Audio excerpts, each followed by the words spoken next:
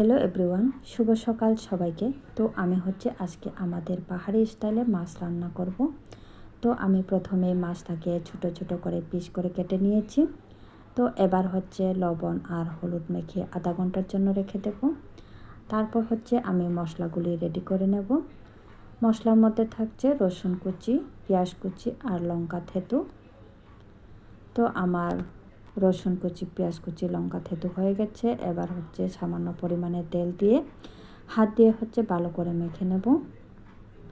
তো এটা মাখা হয়ে গেলে আমি কলা পাতায় মুড়ে এটা আধা ঘন্টার মতো রান্না করে নেব। তো কলা পাতায় মোড়ানো হয়ে গেছে। এবার ঢাকনা দিয়ে এটাকে আধা ঘন্টা কুক করব। তো আমার মাছ রান্না হয়ে গেছে, এবার নামিয়ে নেব।